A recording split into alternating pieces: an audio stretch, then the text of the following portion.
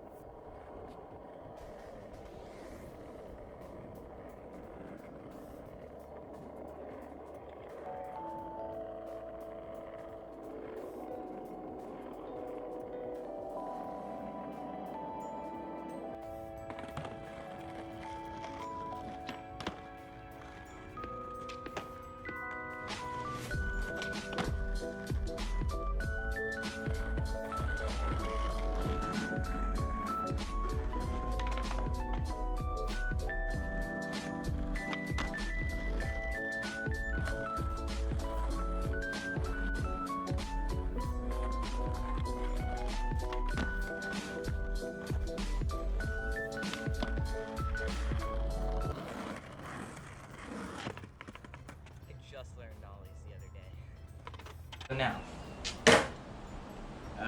yeah, we're ready to actually do the part of the video that is the video. We're ready to do the ollie part, alright? So, basically I've seen this tactic before, I'm sure you have too, if you've, looked up other videos of this, but, you put your shoes on your hands, and you do this to just demonstrate how exactly they're supposed to ollie. So there's a few different issues I want to go over here and try to give you some answers to it just in case these are some of your issues. But I'll also go over the basics of just what you need to do. So here's the basics of an ollie, which you probably know. You put your back foot as much on the tail as you can. Everybody does it differently, just do whatever you feel comfortable with. But if you end up landing your ollies with your heels like this, your toes like this, and you just don't land back on the board, try to keep both of your feet as much on the board as you can. So what you're going to want to do with this foot is obviously pop really hard. And the important part is understanding how the ollie works. So when you pop like that, the board goes up like this. That's just the natural force of the pop.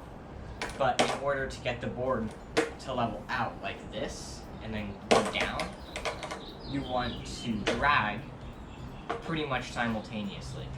So in the full the full movement put together would look like this, right?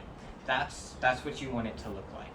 So I'd recommend, if you don't understand how that works, maybe go surf the internet a little bit more, check that out, I don't know. But just, when you pop, the board goes like this. When you drag, the board goes like this, and then it comes down. It's as simple as that. It's really not that hard.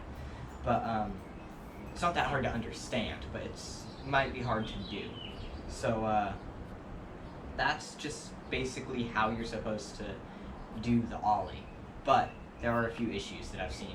I was trying to teach this one guy how to ollie once, and he learned how to 180 before that, so his weight placement was all off. And I'll stand up for this part, but his shoulders we're not aligned with the board, which is a very important part of the ollie, because if you don't have your shoulders and hips and stuff aligned with the nose and the tail, then you're gonna have a pretty bad time trying to learn this.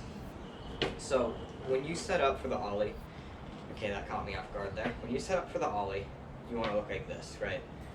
This is how I do it. This is my stance.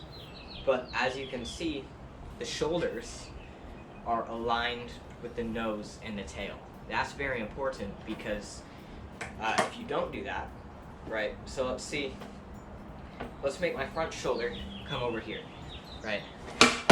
It'll look like that. It just doesn't, it makes it so hard to drag and get that maximum force to drag the board to level.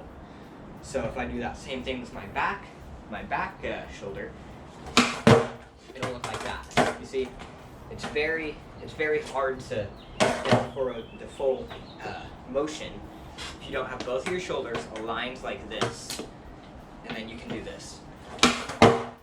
Right? Well, that one was bad. I didn't land it. I'm more used to doing them while moving, so my flat one's not that great, but you see, that's just, you know, the shoulders are probably one of the most important parts in my opinion. And I feel like other YouTube channels who try to teach you how to ollie don't really go over the shoulders and hips and weight placement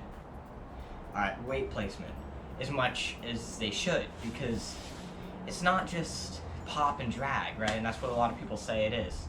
It's just a pop and a drag, but it's a lot more than that. It's where you put your weight and how you distribute that force to drag the board, right?